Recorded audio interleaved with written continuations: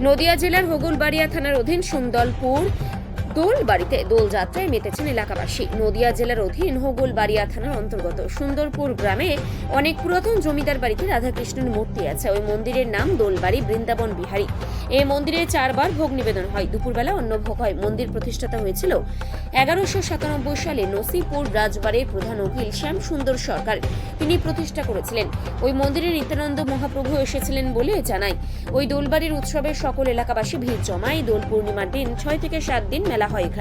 এখানে রাস ও রথ হয়। বিশেষ করে আড়ম্বরপূর্ণভাবে পূজিত হন এবং ঠাকুর নিয়ে শোভাযাত্রা বের করেন দোল অনুষ্ঠানে। এই কথা আমাদের বিগ নিউজের ক্যামেরায় জানালেন ওই মন্দিরের পুরোহিত দেবাশিস চক্রবর্তী। নদিয়ার করিমপুর থেকে অর্ধেন্দু মালাকারের রিপোর্ট, বিগ নিউজ। গোপালনগর থেকে। কেমন লাগে এই মন্দিরে? হ্যাঁ, ভালো লাগে। আমি প্রায় প্রত্যেক বছরে আসি সময় পেলে। তো আমরা ছোটোবেলায় বাবার সাথে আসতাম, দেখতাম, এবং বড় হয়ে ফ্যামিলিকেও নিয়ে আসছি, দেখি, বেশ ভালো লাগে। এবং বছরে একটা দোল উৎসব, যেটা আগে অনেক উন্নতি ছিল, যখন বাবার সাথে আসতাম ছোটোবেলায়, তখন এখানে অনেক কিছু হতো। যেমন সাইডে পুকুরটা আছে, পুকুরটার ওখানে ন্যাড়া পোড়া হতো, বা আরও লোকজন বেশি থাকতো। কালের বিবর্তনে অনেক কিছুই পরিবর্তন হয়েছে, তবে কিছু পুরাতন ঐতিহ্য এখনও আছে, যেমন এই নাট্যানুষ্ঠান বা যাত্রা অনুষ্ঠান, এগুলো চল আছে। ইভেন সব ধার দিয়ে দেখতে গেলে বেশ ভালো। গ্রামের একটা গৌরব, সুন্দরপুরের একটা ঐতিহ্য, সেটা বেশ ভালো। এর সঙ্গে ইতিহাসের সম্পর্ক,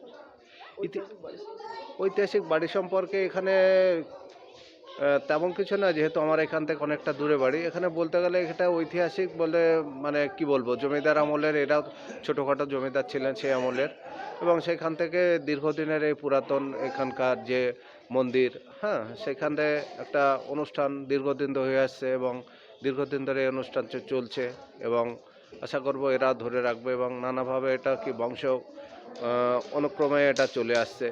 এবং আমার নাম মানব দেবনাথ। আমার দাদু আগে করতেন, দাদু 50 বছর করে গেছেন এখানে।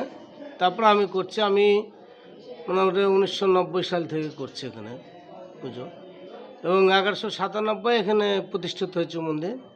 আগে উড়িয়া পুরোহিত ছিলেন, ব্রাহ্মণ ছিলেন এখানে। তারপরে আমার দাদু পরে আমি। কোন পরিবারের পক্ষ থেকে এবং কবে প্রতিষ্ঠিত হয়? এটা সরকার পরিবেশ জমিদার বাড়ি এটা, এবং সেবায়ত আছে, সেবায়তরা পরিচালনা করেন এটা, এবং এর বোর্ড আছে, ট্রাস্টি বোর্ড আছে। বোর্ড থেকে এটা এই সেবাটা চলে।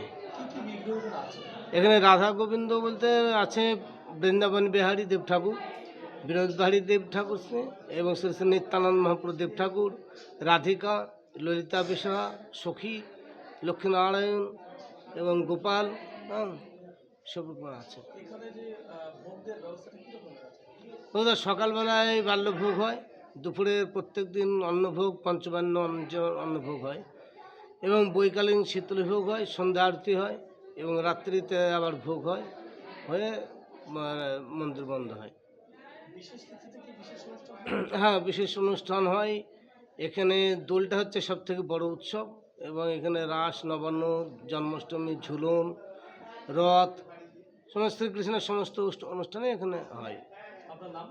আমার নাম দেবাশিস চক্রবর্তী। হ্যাঁ, আমি মন্দিরের পূজারী।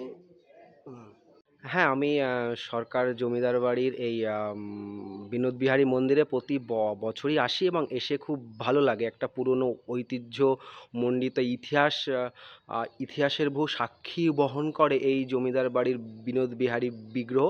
খুবই জাগ্রত, এবং সুন্দরপুর তথা সমগ্র করিমপুরের পার্শ্ববর্তী আশেপাশের অঞ্চলে প্রচুর মানুষজন আসে।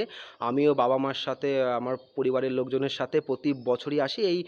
এই দোল উৎসবকে কেন্দ্র করে এই দোলবাড়িতে প্রতি বছর দোলবাড়ির সামনে সংলগ্ন মাঠে প্রচুর মেলা বসে, প্রচুর গান কীর্তন, নাম কীর্তনের আসর বসে আসছে বহু কাল থেকে। আর এই বিনোদ বিহারীর এই দোলবাড়ির এই বিগ্রহ প্রতিষ্ঠা এই বছর 206 বছরে পদার্পণ করলো। এসে আমার খুব ভালো লাগে, প্রতি বছরই আসি। যতদিন ইচ্ছা, যতদিন বিনোদ বিহারী বিগ্রহ টানবে ওনার আশীর্বাদে প্রতি বছরই আমি এখানে আসব। আমার নাম রাজর্ষি রায়চৌধুরী, বাড়ি করিমপুর।